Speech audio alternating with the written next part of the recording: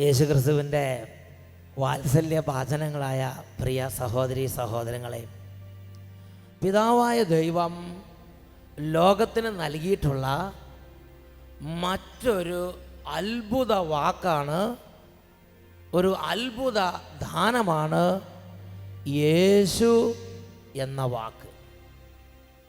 യേശു എന്ന വാക്ക്, ഹല്ലേലൂയ എന്ന വാക്ക് പിതാവായ ദൈവം ലോകത്തിലെ സർവ്വ മക്കൾക്കും സർവ്വ ജനതകൾക്കും വേണ്ടി കർത്താവ് ലോകത്തിലേക്ക് നൽകി.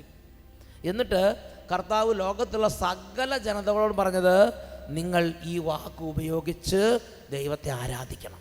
അത് നമ്മൾ കാണുന്നത് 47-ാം സങ്കീർത്തനത്തിലെ 1-ാമത്തെ വാക്യത്തിലാണ്. 47-ാം സങ്കീർത്തനത്തിൽ 1-ാമത്തെ വാക്യത്തിൽ പറയുകയാണ്, ജനതകളെ കരഘോഷം മുഴക്കുവിൻ, ദൈവത്തിൻ്റെ മുൻപിൽ ആഹ്ലാദാരവം മുഴക്കുവിൻ. വിശ്വാസികളെ കരഘോഷം മുഴക്കുവിൻ എന്നാണ് പറഞ്ഞിരിക്കുന്നത്. ആണോ? പിന്നെന്താ പറഞ്ഞിരിക്കുന്നത്? അപ്പം സർവ്വ ജനതകൾക്കും വേണ്ടിയാണ് ദൈവം ഒരു കാര്യം തരുന്നത്. അതിനകത്ത് മാമോദീസ മുങ്ങിയ ആൾ ഉപയോഗിച്ചാലും മാമോദീസ മുങ്ങാത്ത ആൾ ഉപയോഗിച്ചാലും വിശ്വാസിയാണെങ്കിലും കഠിനപാപിയാണെങ്കിലും ഹല്ലേലൂയ ഹല്ലേലൂയ എന്ന് ഉച്ചത്തിൽ സ്വർഗസ്വനായ പിതാവ് തന്ന വാക്കായതുകൊണ്ട് ഉച്ചത്തിൽ അത് പറയുമ്പോൾ അവിടെ ദൈവ സാന്നിധ്യം വന്ന് ആ ഹൃദയം മാംസളമാകും, അനുതാപം ഉണ്ടാകും, ദൈവത്തെ ആരാധിക്കാൻ തുടങ്ങും. Price the Lord. അതുപോലെ ഈ ലോകത്തിലുള്ള സർവ്വ ജനതകളും സർവ്വ മക്കളും മനസ്സ് തുറന്ന് ഉച്ചത്തിൽ വിളിക്കാനും പ്രാർത്ഥിക്കാനും ദൈവം നമുക്ക് നൽകിയിട്ടുള്ള മറ്റൊരു സ്വർഗീയ ദാനമാണ് യേശു എന്ന വാക്ക്. ഈ 2 വാക്കുകളാണ് ഞാൻ ബൈബിളിൽ പ്രധാനമായും ദൈവപിതാവ് നമുക്ക് നേരിട്ട് തന്ന വാക്കുകളായി കണ്ടിട്ടുള്ളത്. അത് വിളിച്ചാൽ വലിയ അത്ഭുതമാണ്, വലിയ ശക്തിയാണ്. അപ്പോൾ യേശു എന്ന വാക്ക് അതൊരു വലിയ മഹാപാപിയാണെങ്കിലും ഒരു കഠിനഹൃദയനാണെങ്കിലും ഒരു ദുഷ്ടനാണെങ്കിലും ഏതെങ്കിലും അവസരത്തിൽ എൻ്റെ യേശുവേ എന്ന് കരഞ്ഞൊന്ന് വിളിച്ചു നോക്കിയേ, അവിടെ ദൈവത്തിൻ്റെ സാന്നിധ്യം ഉണ്ടാവും, അവിടെ ദൈവത്തിൻ്റെ അത്ഭുതം ഉണ്ടാവും. വിശുദ്ധ മത്തായിയുടെ സുവിശേഷം 1-ാം അധ്യായം 21-ാം തിരുലിഖിതം. ദൈവത്തിൻ്റെ ദൂതൻ യൗസേപ്പിന് പ്രത്യക്ഷപ്പെട്ട് പല കാര്യങ്ങൾ പറഞ്ഞിട്ട് കുട്ടിയുടെ പേരിടുന്ന കാര്യം വരുമ്പോൾ പെട്ടെന്ന് കയറി ഇടപെടുന്നതാണ് 21-ാമത്തെ വാക്യം. അവിടെ ഇങ്ങനെയാണ് പറയുന്നത്, അവൾ ഗർഭം ധരിച്ച് ഒരു പുത്രനെ പ്രസവിക്കും, നീ അവന് കുട്ടി ജനിച്ചിട്ടുണ്ടോ? മാതാവ് ഗർഭിണിയാണോ? ഗർഭിണിയൊന്നും ആയിട്ടില്ല. അതിനു മുമ്പ് തന്നെ പേരിൻ്റെ കാര്യത്തിലാണ് പിടിവലി. സാധാരണ പേരിടുന്ന ആരാണ്? അപ്പനും അമ്മയല്ലേ പേരിടുന്നത്. അത് കുട്ടി ആണാണോ പെണ്ണാണോന്ന് അറിഞ്ഞിട്ടിട്ടാ പോരെ അല്ലേ? ഇത് അതിനു മുമ്പേ, ഗർഭിണി ആകുന്നതിന് മുമ്പേ ദൂതൻ ഇങ്ങോട്ട് കയറി പറയുകയാണ്, അവൾ ഗർഭം ധരിക്കും, ഒരു പുത്രനെ പ്രസവിക്കും, നീ അവന് യേശു എന്ന പേര് ഇടണം. അപ്പോൾ ഈ യേശു എന്ന പേര് ആര് രൂപപ്പെടുത്തിയതായിരിക്കും? ആര് കണ്ടുപിടിച്ചതാണ്? മാലാഖ കണ്ടുപിടിച്ചതാണോ? യോസേപ്പ് പിതാവ് കണ്ടുപിടിച്ചതാണോ? മാതാവ് കണ്ടുപിടിച്ചതാണോ? പറ, ആര് കണ്ടുപിടിച്ച്? പിതാവായ ദൈവം അവിടുത്തെ ഹൃദയത്തിൽ സൂക്ഷിച്ചു വെച്ച്, എന്നിട്ട് സമയത്തിൻ്റെ പൂർണ്ണതയിൽ ലോകത്തിന് ആ പേര് ദാനമായി നൽകി. എല്ലാ ജനതകളും ഈ വാക്ക് വിളിച്ചപേക്ഷിക്കണമെന്ന് സ്വർഗസ്വനായ പിതാവ് ആഗ്രഹിച്ചു. എന്നുറക്കെ പറഞ്ഞേ ഹല്ലേലൂയ. അതുകൊണ്ട് പ്രിയപ്പെട്ട സഹോദരങ്ങളെ, സ്വഹിയോൻ ശുശ്രൂഷകളുടെ തുടക്കം മുതൽ തന്നെ ഹല്ലേലൂയ എന്ന വാക്കിനോടൊപ്പം തന്നെ ദൈവം ചേർത്ത് വെച്ച ഒരു പ്രാർത്ഥനയാണ് യേശു, യേശുവേ യേശുവേ യേശുവേ, ഇങ്ങനെ ആവർത്തിച്ച് വിളിക്കുക. അങ്ങനെ വിളിക്കുമ്പോൾ അപ്പം തന്നെ അവിടെ ദൈവത്തിൻ്റെ ശക്തി വ്യാപരിക്കും. യേശു എന്ന വാക്ക് അതിശക്തമായ പ്രാർത്ഥനയാണ്. പിതാവായ ദൈവത്തോട് തുടക്കത്തിൽ, ശുശ്രൂഷകൾ തുടക്കത്തിൽ പ്രാർത്ഥിച്ചു, കർത്താവേ അതിശക്തമായൊരു പ്രാർത്ഥന എന്നെ പഠിപ്പിക്കണം. അപ്പോൾ പിതാവായ ദൈവം 2 പ്രാർത്ഥനകൾ പഠിപ്പിച്ചു. അതിലൊന്നാണ് ഹല്ലേലൂയ എന്ന വാക്ക്, രണ്ടാമത്തതാണ് യേശു എന്ന വാക്ക്. വളരെ പവർഫുള്ളായ രണ്ട് പ്രാർത്ഥനകളാണ് ഹല്ലേലൂയ എന്ന വാക്കും യേശു എന്ന വാക്കും. ഇത് രണ്ടും കൂടെ പറയാനും പ്രാർത്ഥിക്കാനും ഒരു വ്യക്തിക്ക് സാധിച്ചാൽ ആ വ്യക്തി വളരെ ശക്തനായ ഒരു വ്യക്തിയാണ്.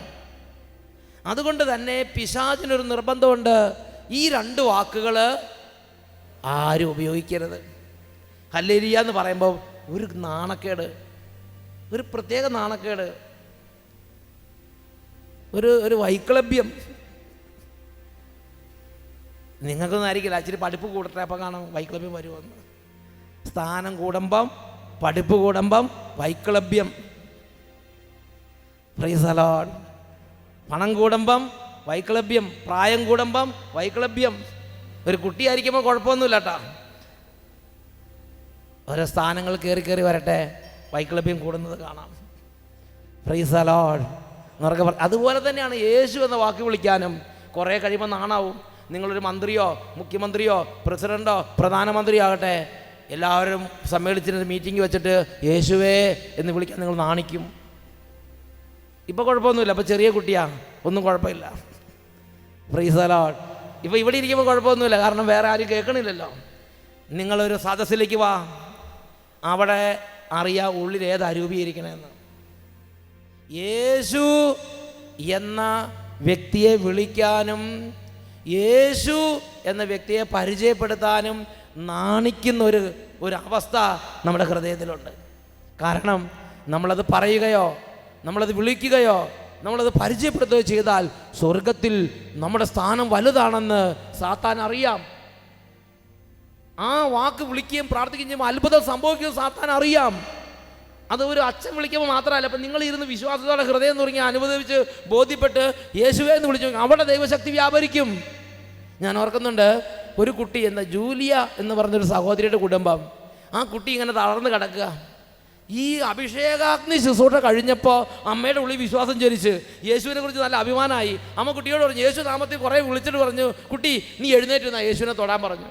തളർന്ന് കിടക്കുക കുട്ടി എഴുന്നേറ്റ് അങ്ങോട്ട് തൊട്ട് തളിച്ചാണ് കുട്ടി എഴുന്നേറ്റ് പോയി ടി വിയിലുള്ള യേശുവിനെ തൊട്ട്. നമുക്കതൊന്ന് ശ്രദ്ധിക്കാം. എൻ്റെ പേര് ജൂലിയ. ഞാൻ കണ്ണൂർ ജില്ലയിലെ മണിപ്പാറ ഇടവകയിൽ നിന്ന് വരുന്നു. 1.5 വയസ്സായപ്പോൾ നടക്കാൻ ഇച്ചിരി താമസമായിരുന്നു. ഒരു ദിവസം രാത്രി ഞായറാഴ്ചത്തെ അഭിഷേകാഗ്നി ടി വിയിൽ കണ്ടുകൊണ്ടിരുന്നപ്പോൾ എൻ്റെ അമ്മ പറഞ്ഞു, മോൻ പോയി ദിവ്യകാരുണ്യത്തെ തൊട്ടിട്ട് വരാൻ പറഞ്ഞു. അങ്ങനെ ആ കുഞ്ഞ് നിന്ന സ്ഥലത്ത് നിന്ന് ഓടി ടി വിയിലെ ദിവ്യകാരുണ്യത്തെ പോയി തൊട്ട് അഭിഷേകത്തെ കണ്ടോണ്ടിരുന്ന അവിടെ തിരിച്ചു വന്നു. അന്ന് മുതൽ കുഞ്ഞ് ഓടി നടക്കാൻ തുടങ്ങി. ഇതുവരെ യാതൊരു കുഴപ്പവും.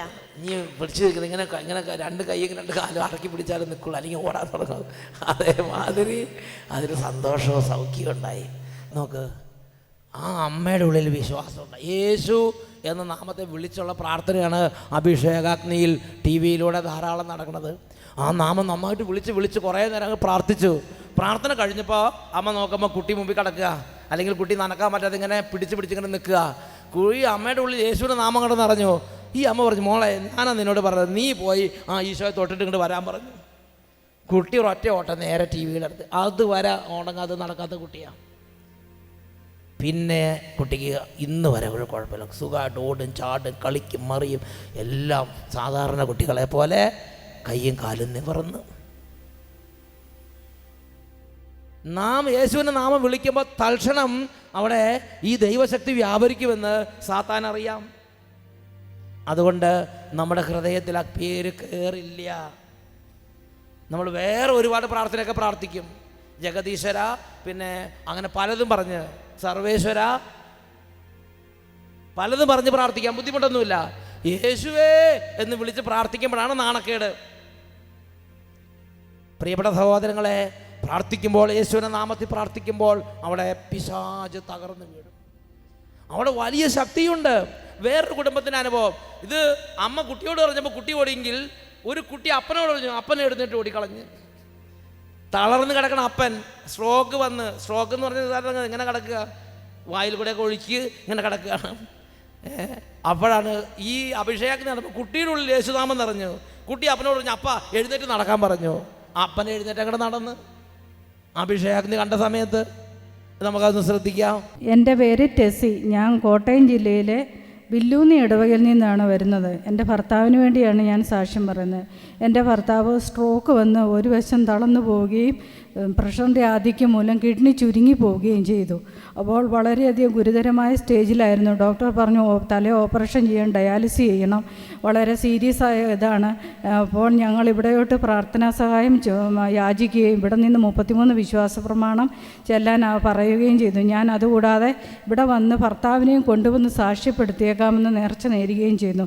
അതിൻ്റെ ഫലമായി വളരെ അത്ഭുതകരമായിട്ട് 2-3 ദിവസം കഴിഞ്ഞപ്പോൾ ഡോക്ടർ പറയുകയാണ് ഡയാലിസിസ് ഒന്നും വേണ്ട, നമുക്ക് ഗുളിക കൊണ്ട് മാറ്റാമെന്ന്. പിന്നീട് ഡോക്ടർ പറഞ്ഞു ഗുളികയും വേണ്ട, കിഡ്നി പഴയ സ്റ്റേജ് തന്നെയായി എന്ന് പറയുകയും ചെയ്തു.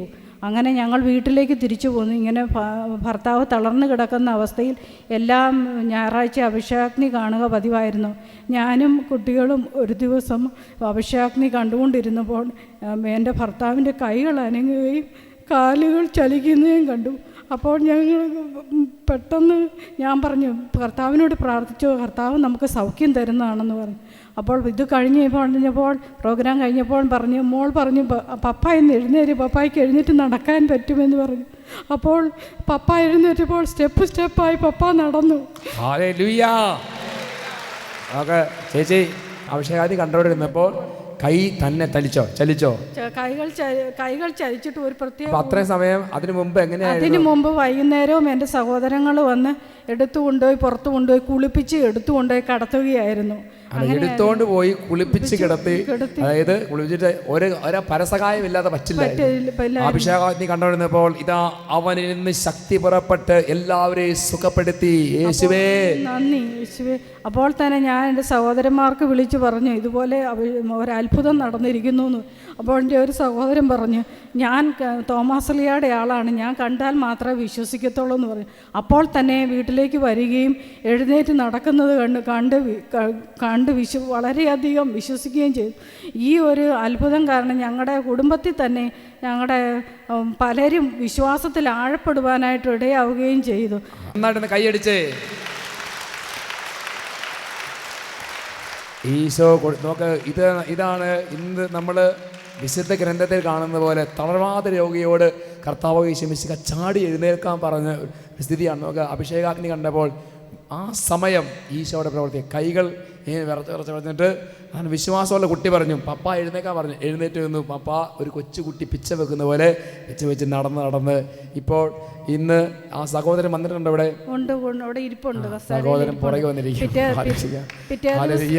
പിറ്റേ ദിവസം എൻ്റെ ഭർത്താവിൻ്റെ സ്റ്റേജ് അതുപോലെ മോശമായിരുന്നു. പിറ്റേ ദിവസം ഇത് കാണുവാനായിട്ട് ദൈവം നൽകി ഈ അനുഗ്രഹം കാണാൻ ഞങ്ങളുടെ വീട്ടിലേക്ക് ആളുകൾ വന്നുകൊണ്ടേയിരുന്നു. ഹല്ലേലൂയ. കരങ്ങൾ ഉയർത്തി, കരങ്ങൾ അടിച്ച് നന്ദി നന്ദി നാദാ, സ്തുതി സ്തുതി നാദാ, നന്ദി നന്ദി നാദാ, സ്തുതി സ്തുതി നാദാ. നിന്നെ വാഴ്ത്തുന്നു, നിന്നെ പുകഴ്ത്തുന്നു, യേശുനാമമുയർത്തുന്നു. യേശുവേ വാഴ്ത്തുന്നു, നിന്നെ പുകഴ്ത്തുന്നു, യേശുനാമമുയർത്തുന്നു. ഉറക്കെ പറഞ്ഞേ ഹല്ലേലൂയ. നോക്കിയേ, ആ കുടുംബത്തിൽ അഭിഷേകാഗ്നിയുടെ സമയത്ത് യേശുവേ യേശുവേ യേശുവേ എന്ന് വിളിച്ച് പ്രാർത്ഥിച്ചപ്പോൾ എന്തായി? യേശുവിൻ്റെ ആത്മാവ് അവിടെ വന്ന് നിറഞ്ഞു. യേശുവിൻ്റെ സാന്നിധ്യം വീട്ടിലുണ്ടായി. യേശുവിൻ്റെ സാന്നിധ്യം ഹൃദയങ്ങളിൽ നിറഞ്ഞു. എന്നിട്ടൊരു ചെറിയ കുട്ടി അപ്പയോട് പറഞ്ഞു പപ്പ എഴുന്നേറ്റ് നടക്ക് പറ്റൂന്ന് പറഞ്ഞു. അപ്പം തന്നെ അത്ഭുതം സംഭവിക്കുകയാണ്. ഇതാ കുട്ടിയുടെ ശക്തിയാണ്.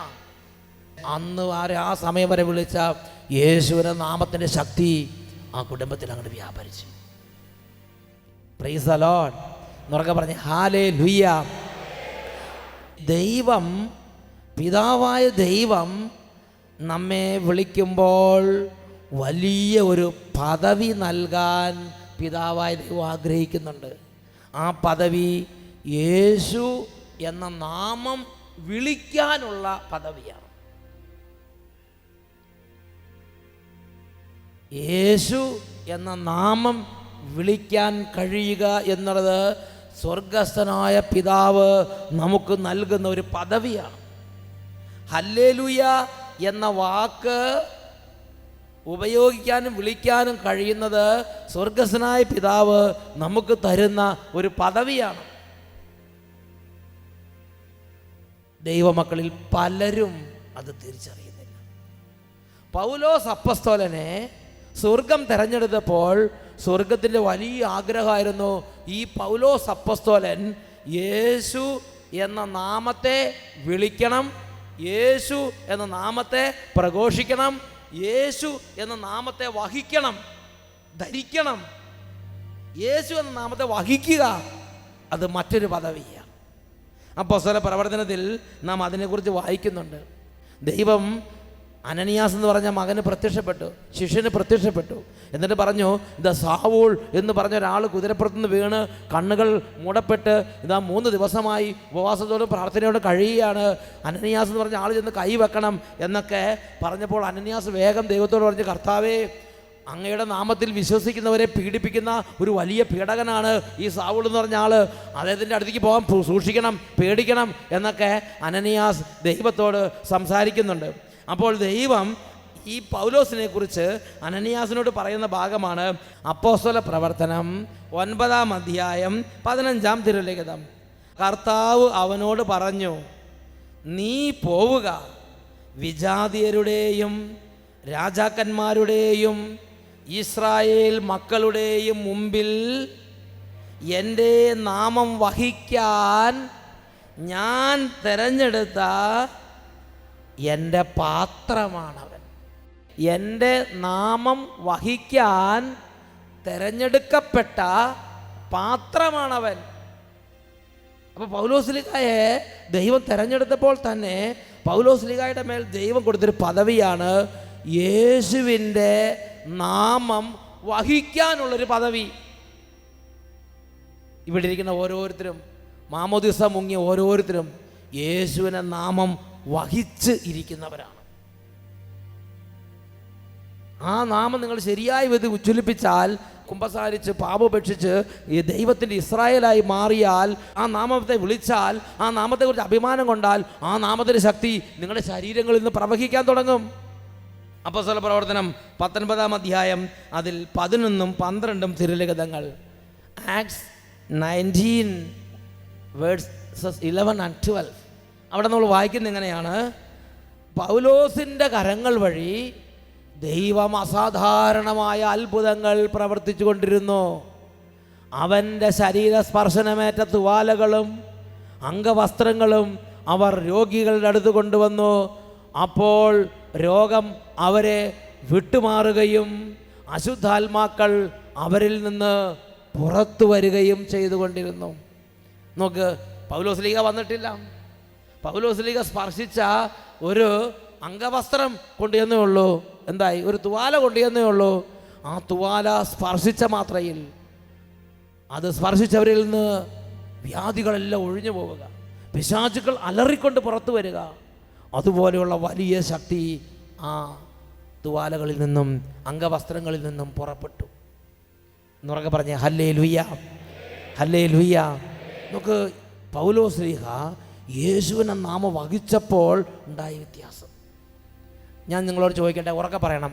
നിങ്ങൾ ഇങ്ങനെ ഒരു നാമം വഹിച്ച് ഇതുപോലെ ശക്തി വ്യാപരിക്കും എന്ന് നിങ്ങൾ വിശ്വസിക്കുന്നുണ്ടോ? വിശ്വസിക്കാത്ത ചിലരുണ്ട്. ഒരു നാമം വഹിച്ച് എങ്ങനെ ശക്തി വരുമെന്നുള്ളത്. പ്രിയപ്പെട്ട സഹോദരൻ, നമ്മൾ വഹിക്കണ്ട. വെറുതെ ഒരു പേപ്പറോ ഒരു കടലാസോ വഹിച്ചാൽ മതി, ആ കടലാസിൽ നിന്ന് ശക്തി പുറപ്പെടും.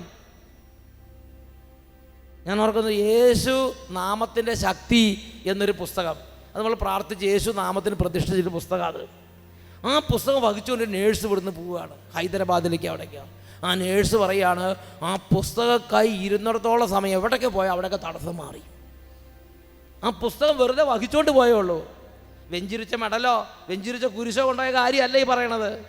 യേശു എന്ന നാമത്തിന് ശക്തി എന്നൊരു പുസ്തകം അങ്ങനെ കൊണ്ടുപോയി ആ സഹോദരി എവിടെ പോയാലും ആ പുസ്തകം കൊണ്ടുപോകും. കാരണം അത് യേശു നാമത്തിന് ശക്തിയുള്ള പുസ്തകം എന്ന് പറഞ്ഞുകൊണ്ട് ആ അനുഭവം നമുക്കൊന്ന് ശ്രദ്ധിക്കാം. എൻ്റെ പേര് ജിസ്, അങ്കമാലി കറുകുറ്റിയിൽ നിന്നും വരുന്നു. ഞാനൊരു നേഴ്സാണ്. ഹൈദരാബാദിൽ പഠിച്ചവർക്ക് നേഴ്സിങ്ങിൻ്റെ സർട്ടിഫിക്കറ്റ് 5 വർഷം കൂടുമ്പോൾ പുതുക്കണം. ഇത് 3 വർഷമായിട്ട് എൻ്റെ പുറകെ നടന്നിട്ട് സർട്ടിഫിക്കറ്റ് കൈ കിട്ടിയില്ല. പക്ഷേ ഈ യേശുനാമത്തിൻ്റെ പുസ്തകം ഇത് കൂടെ കൊണ്ടുപോയ ഈ പുസ്തകം അല്ലേ നിങ്ങൾ അടിച്ച പുസ്തകം? അത് ശരി. ഇതെന്ത് പുസ്തകം ഇത്?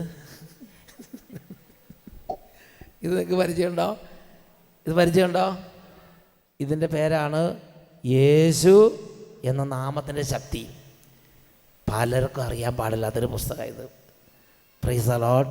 എന്നാൽ ഈ മകൾ ഹൈദരാബാദിൽ പഠിച്ച മകളാണ്. എന്നാലും ശരി, ഇങ്ങനത്തെ പുസ്തകത്തിൻ്റെയൊക്കെ വില മനസ്സിലാക്കാനായിട്ട് മകളെ ദൈവം സഹായിച്ചു. എന്നിട്ട് ഇതെന്ത്, ഈ പുസ്തകം എന്ത് ചെയ്തെന്ന് പറഞ്ഞ് പ്രാർത്ഥിച്ചോ? ഇത് കൂടെ കൊണ്ടുപോയി. പിന്നെ ഇത് പ്രാർത്ഥിക്കുകയും ചെയ്യും. പക്ഷേ കൂടെ കൊണ്ടുപോയ ദിവസം തടസ്സങ്ങളെല്ലാം മാറി സർട്ടിഫിക്കറ്റ് ഒരാഴ്ചയ്ക്ക് കൈ കിട്ടി. എൻ്റെ ദൈവമേ, 3 വർഷം നടന്നു. 3 വർഷമായി ബ്ലോക്ക് ചെയ്ത് വെച്ചിരിക്കുകയായിരുന്നു സർട്ടിഫിക്കറ്റ്. അത് ഓൺലൈൻ വഴിയാണ് പുതുക്കേണ്ടത്. അപ്പൊ ഈ വെബ്സൈറ്റ് എന്ത് ചെയ്താൽ ഇത് കാണാൻ പറ്റത്തില്ല. ഇത് ഓപ്പൺ ചെയ്ത വെബ്സൈറ്റ് ഈ സാധനം കാണിയല്ല. പിന്നെ അലമാരിലാണെങ്കിൽ പോയി തപ്പിയെടുക്കായിരുന്നു. ഇത് എവിടെ പോയി തപ്പിയെടുക്കും പറ?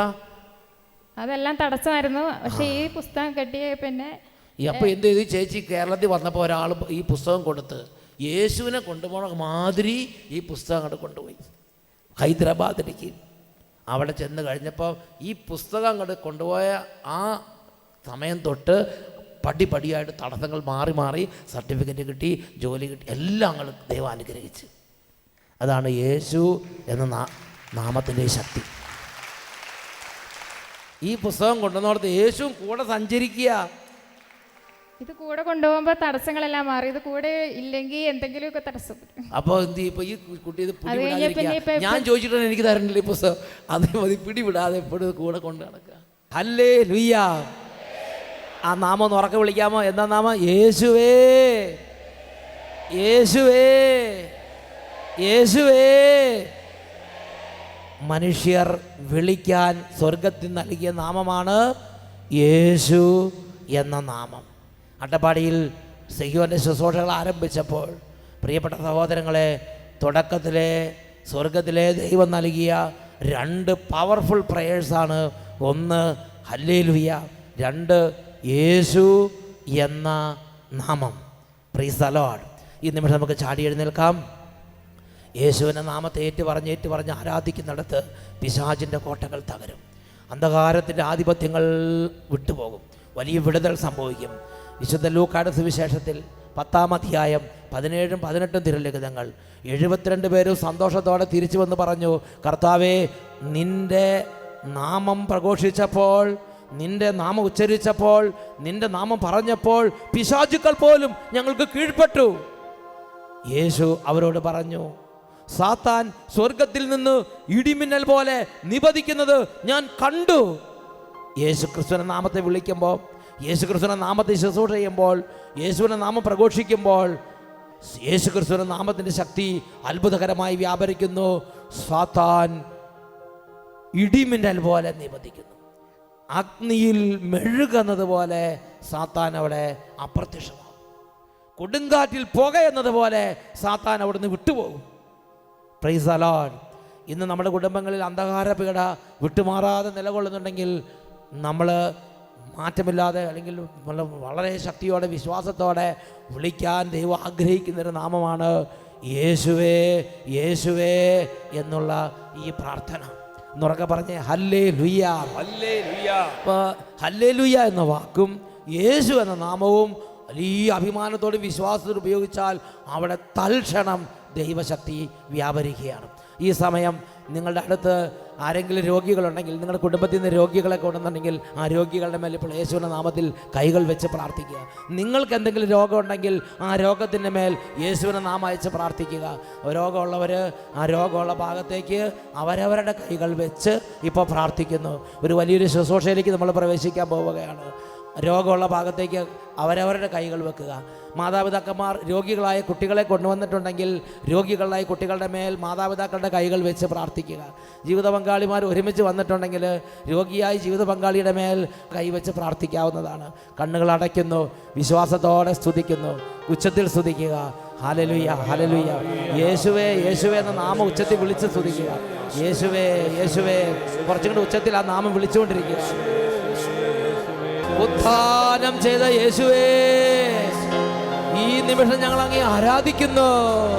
മരണത്തെ ജയിച്ച് പിതാവിൻ്റെ വലതുഭാഗത്ത് ഉപവിഷ്ടനായിരിക്കുന്ന മഹത്വത്തിന്റെ കർത്താവേ, അങ്ങയുടെ നാമം വിളിക്കുന്ന ഈ സമയം തന്നെ ഈ ദാസന്മാരുടെ മേൽ ഇപ്പോൾ അതിശക്തമായി അങ്ങയുടെ ശക്തി വെളിപ്പെടുത്തണമേ.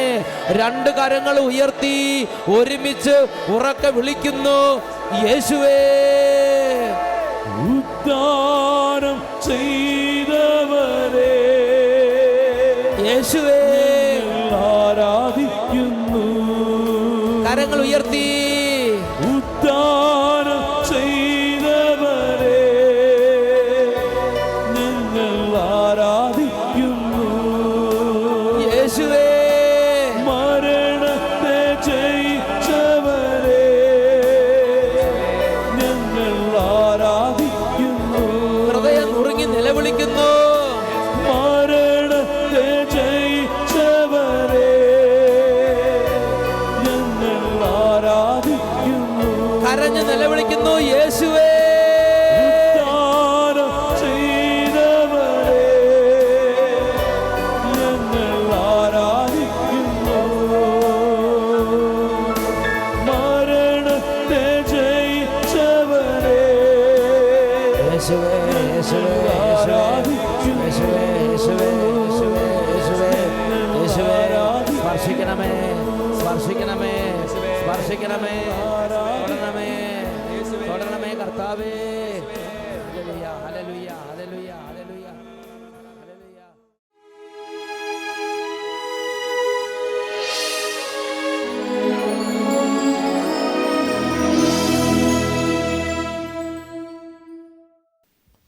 പ്രിയപ്പെട്ട ദൈവമക്കളെ, മുട്ടുകുത്തി നിന്നുകൊണ്ട് രണ്ട് കരങ്ങളും ദിവ്യകാരുണ്യ ഈശോയിലേക്ക് ഉയർത്തിപ്പിടിച്ച് അവിടുന്ന് സ്വർഗീയമായ അഭിഷേകം ഈ സമൂഹത്തിന് മേൽ ചൊരിയാൻ ഹല്ലേലൂയ എന്ന നാമം അവിടുന്ന് നൽകി, എന്ന വാക്ക് അവിടുന്ന് നൽകി. യേശു എന്ന നാമം അവിടുന്ന് നൽകി. ഉന്നതമായ ദാനങ്ങൾ അവിടെ നമുക്ക് നൽകി. നന്നായിട്ട് കൈകൾ ഉയർത്തിപ്പിടിക്കുക. എത്ര ഉറക്കെ യേശുവിനെ വിളിക്കാമോ അത്രയും ഉറക്കെ യേശുവിനെ വിളിച്ച്, എൻ്റെ ദൈവമേ, എൻ്റെ യേശുവേ, ഇപ്പോൾ എൻ്റെ കുടുംബത്തിലേക്ക് വരണമേ. മക്കളെ, നിങ്ങൾ എവിടെയായിരുന്നാലും ഇപ്പോൾ വിശ്വാസത്തോടെ ഉച്ചത്തിൽ ഉറക്കെ യേശുവിനെ വിളിക്കുന്നു. യേശുവേ,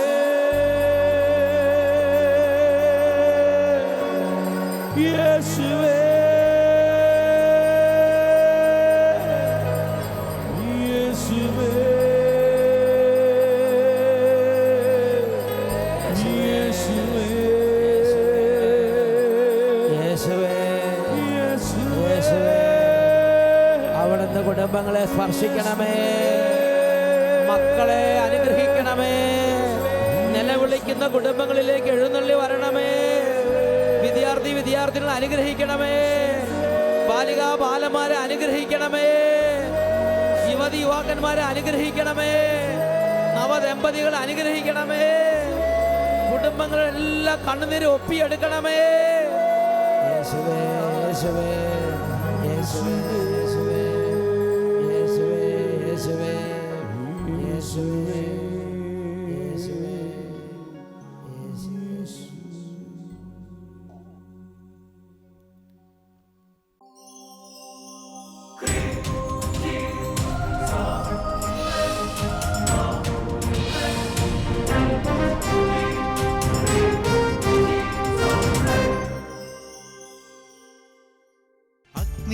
അഗ്നി അഭിഷേകാഗ്നി ചൊരിയുക ആത്മാവിൻ അഗ്നി. യേശുവിൽ വളരാൻ തിന്മയെ ജയിക്കാൻ നിറയ്ക്കുക അഭിഷേകാഗ്നി. യേശുവിൽ വളരാൻ തിന്മയെ ജയിക്കാൻ നിറയ്ക്കുക അഭിഷേകാഗ്നി. അഗ്നി അഗ്നി അഭിഷേക